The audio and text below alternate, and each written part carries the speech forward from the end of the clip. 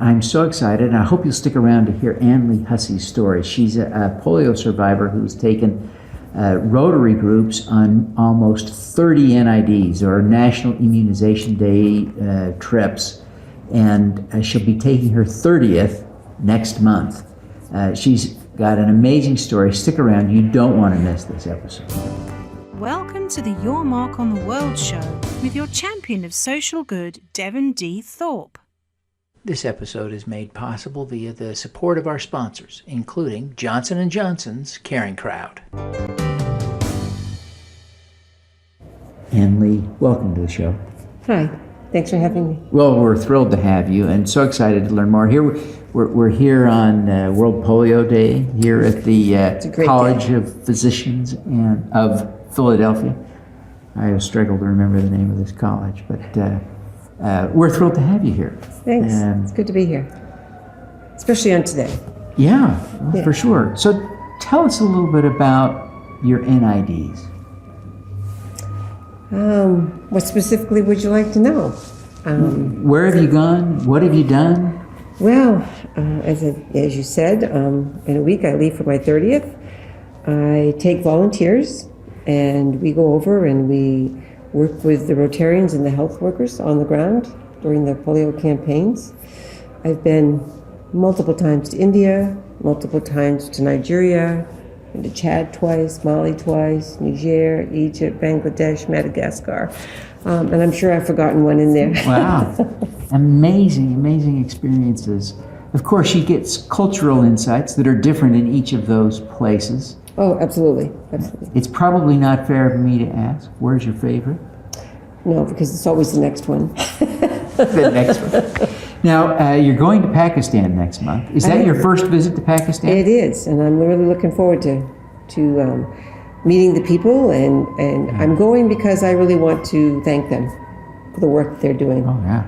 They're doing tremendous work, and unlike a lot of places where especially Americans go, and other Rotarians from all around the world will go. I know when I was in India, and you probably saw this too, that there'll be Rotarians from around the world there supporting an NID. Multiple groups from all over, yes. Yeah. That doesn't happen in Pakistan as much, does it? No, it doesn't. There are a few. And it really, it doesn't happen all that much in Africa either.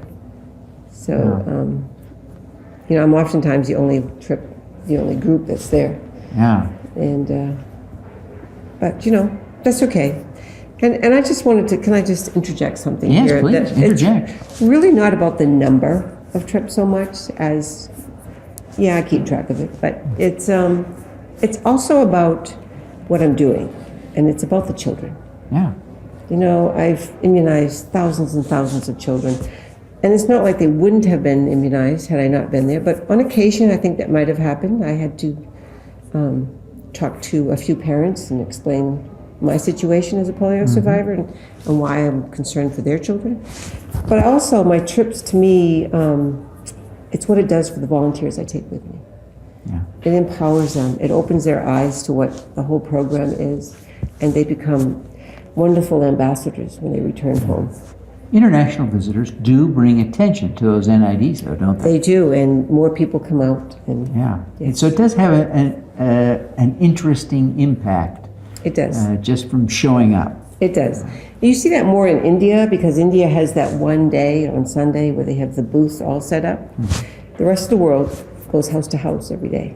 So the campaigns are different, depending on the country that you're in. But still, they're eager to see you and show what they have, welcome you to their home. I know that a lot of Rotarians who would be interested in going on an NID trip with you worry about their safety. Tell us about the closest call you've ever had. The closest call. Perhaps was in Nigeria.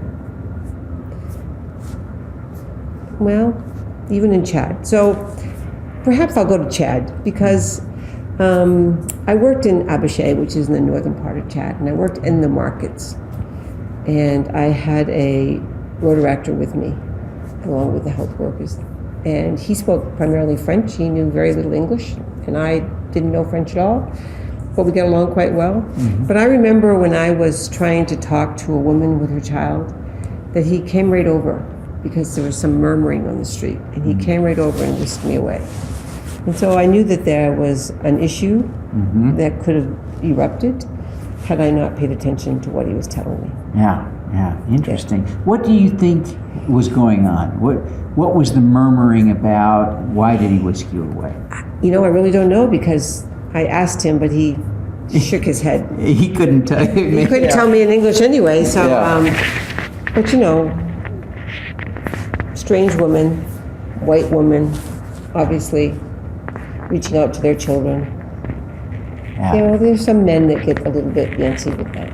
Yeah. And I find that to be primarily men when remember, I'm in a Muslim community, so I have to be very sensitive to their culture and their beliefs. As scary as that might have been, as emotional as that might have been, you've never actually been threatened. You've been safe on your trips? I've been safe. I do have some security when I'm in Nigeria. You wouldn't really know they were there, but I didn't in the early years, but in the last several, I've been requested by them to have people with me. Yeah. I call them my men in black. There you go. But they're very good, and you know, they're there to help. And I don't feel threatened. I think it's because I'm so focused on what I'm doing, but I'm also focused on the fact that I'm working with Rotary. And so I depend on my Rotarian friends in country to make sure, one, that I don't go to an area that might have an issue. And also they're my sentry post. They watch the crowds for me because they can pick up on subtleties quicker than I can in their culture. Yeah, So. I get that. Well, part of your connection to this must be that you yourself are a polio survivor. Absolutely. That's definitely what drives me.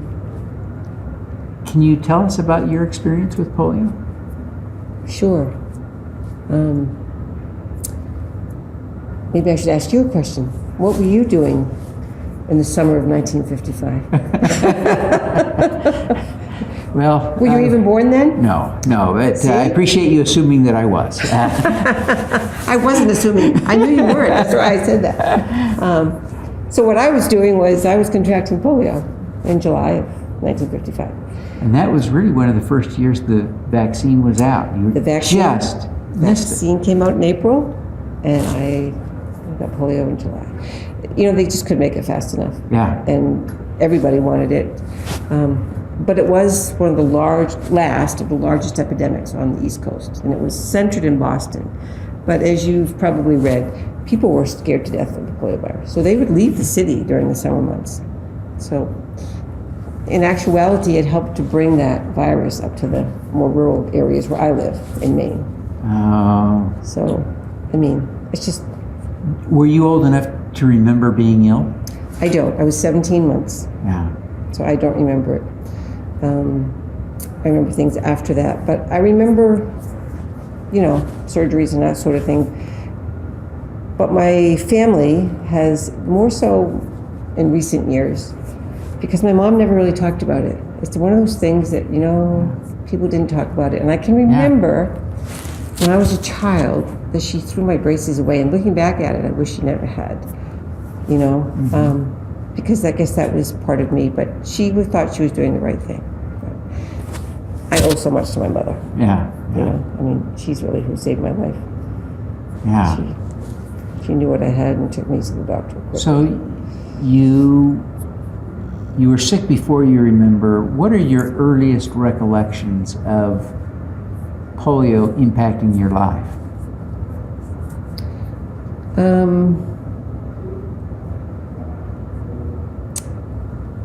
My earliest, well, let me just back this up a little bit. First of all, I was paralyzed from the waist down. So I spent several months in the hospital in that way. And I just want to give another shout out to my mom, because it was her that, she is the one that rubbed and massaged my legs every 3 hours, night and day. Yeah. in the hopes that her little girl would walk, and here I am. Yeah, walking. So I owe a lot to her. Yeah. And as a child, up until I went to school, I wasn't treated differently by my family. So from that perspective, I never felt that different. Right. You know, I put my braces on, it was a part of life, like putting on your shoes. So, but I guess it was when I went to school, is when, because I was the only one. And, you know, kids can be cruel. Yeah. Kids can be cruel. Let me just tell you that. And so I think that was the biggest time. And I adjusted. I was a tomboy. I learned how to give it back. Yeah. Probably not the right way to do it, but anyway. But I learned to stand up for myself, and so I gained the respect of my fellow students. You have a tremendous, powerful sense of quiet confidence. Traveling around the world, leading groups. There are not many people that are up for that. Fewer still who are polio survivors. Frankly, fewer still who are women, traveling internationally, leading a group. Yes.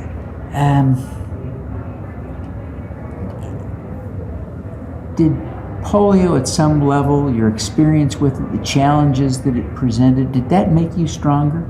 Did that make you who you are in some ways? Absolutely. It did. It made me want to do things to prove to myself and to others that I wasn't so different. Yeah. I remember the first time I climbed a tree and my mother just went bananas. Like, oh my gosh, what are you doing up there? Yeah. Because, you know, like I said, I was a tomboy and my neighbors were all boys. So I played in the sand pit with their trucks. I learned to ride a bicycle on their bicycle, you know, and so then they gave me one for Christmas. But so all of those things, all my life, and when I couldn't, rather than be an outsider, I soon learned that if I wanted to participate and be a part of what was happening, like softball in high school, I couldn't run. I just was never a runner. So I became the manager for the softball team. So it was still a way to be around all the girls, still a way to stay with my friends, and to be active. And so I guess it did shape me as I went along. So people mistakenly believe that polio has been eradicated. And it's partly that way because so few people today who are younger than I know anyone with polio. I had a great aunt that I remember that was in a wheelchair as a result of polio. I had an aunt who walked with a limp, and she was almost exactly your age, probably got polio in 1954 or 1955. So I know a few, but people younger than I don't really have that frame of reference because polio was eradicated for all intents and purposes in the United States by 1960. This is true. What would you want people to know about the experience of polio who don't know anyone that has had polio? First of all, I want them to know that it's still there. And I can show them pictures. I can take them with me, and I can show how it's affecting children in other countries. And it shouldn't be. It just shouldn't be. Because it's preventable.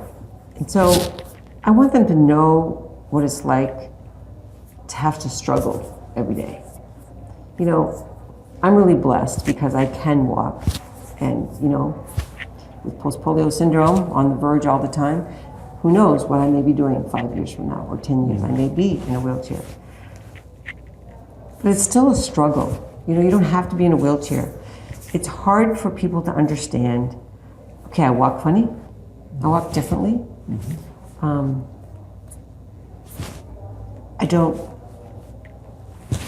know that people have other diseases and other conditions that cause that same thing. I just want them to know that it's a waste. It's a waste to let a child today contract polio when it's unnecessary. It's a waste because of the challenges, and and I'm speaking now for the children in the developing world. It's bad enough. Imagine yourself being poor in some of these countries. And then imagine yourself being poor but on the ground crawling. Yeah. I mean, what kind of a life is that? So not only from a personal standpoint is it difficult, but if you want to think about your community, about your family, about your country, it's an economic issue. For a long time you may need someone to take care of you. And then you may have difficulty finding a job or having a family of your own. And so the impact of polio goes beyond the individual. Yeah. But it's hardest on the individual themselves, there's no question. So, You are a polio survivor. You're so much more. Tell us more about yourself. Put polio into the proper context for Ann Lee. I'm a brave lady. I do feel that. I'm an aunt. I have nieces and nephews I love dearly. I don't have children of my own, but I say I have children all around the world. I think, without even realizing it, without even my intention actually, I've become an inspiration to others. And so people look to me for that. And when I travel, like say Nigeria for instance, I have young men in Nigeria, rotaractors, who are now young adults, and still some rotaractors that keep coming up every year, who tell me, or they call me mom first off, but they tell me that they're better men because of the example that I set and the effect that I had on them. I never thought about myself in that position, but it's something that's developed, that it's me. It's part of what I've done to become a mentor to these individuals. So that's me. It's like when I was 40 and I decided I wanted to ski. I spent all my life trying to stand up. Think about that. Yeah. And then you put skis on the bottom of your feet and you stand on this slippery slope. And I'll never forget standing at that little bunny slope that looked like a mountain to me. Yeah. And then I said, no. And I said, take me back down the hill. I'm not doing this. So they took me back down. I sat in a lodge. I sat in a lodge. And I sat in a lodge. And then I said, nope, take me back up there. And then I never looked back. Because that's the Ann Lee. She's not going to give up.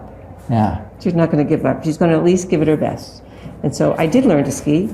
I had a blast. Standing at the top of that mountain and looking down was one of the highlights of my life as well. And my very last time that I went skiing, I did a black diamond. Wow. My instructor was that confident of me, and so I did it. And now then I started traveling with Rotary, and my skiing career kind of went down. But I swapped one for the other, so I guess that defines Ann Lee right there. Yeah, that's fantastic. What's the most important lesson you've learned over your lifetime? To just be yourself. Be yourself.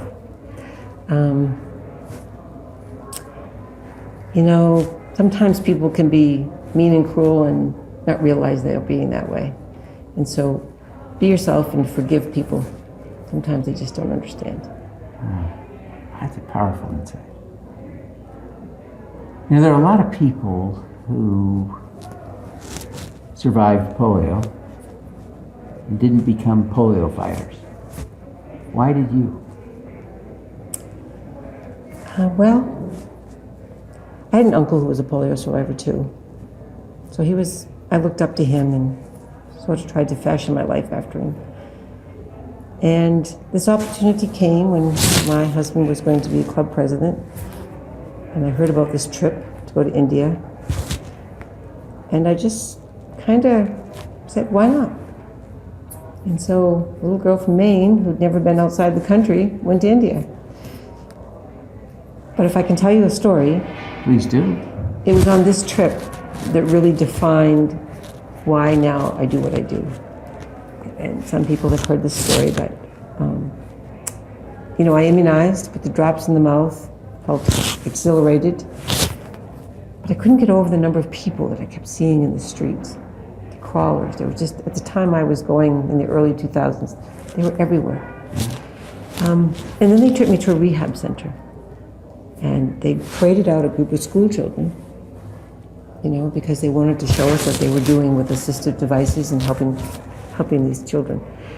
And it was a little girl, about the age of 9, and she slowly limped past me with this beautiful smile on her face. And I looked down at her legs below her skirt, and there I saw that same thin right leg, that same heavy metal brace, and in an instant, I was 9 years old again myself. And that, it hurt. And I cried, and I cried for everybody. I cried for her, for me, for senseless waste the polio's brought to so many for so long. And I could hear my Uncle Marlon, you know, saying, if you can just save one child, we will have done your job. And so, between that voice in my ear and this little girl in front of me, I just knew I had to do more. Interesting. And that's continues. I still see her smile. That's powerful. And Lee, what's your superpower? My superpower. I think I'm friendly. I'll buy that. Well, Ann Lee, thank you so much for taking the time to be with us. So, is there still room for people to join you on the November NID? Not this one. Okay. Well, But be sure to let us know when you got another one, and we'll share the word so people Okay. can sign up. But we really wish you every success in you. the great Thank you. work you're doing to eradicate polio. Thank you. Thanks for having me. All right. Let's do some good. At Caring Crowd, we believe everyone has the power to make a difference. Through our crowdfunding platform for community health, we empower passionate people to drive real change. Whether you work for a nonprofit organization, volunteer, or want to get involved for the first time, you can post a campaign on Caring Crowd.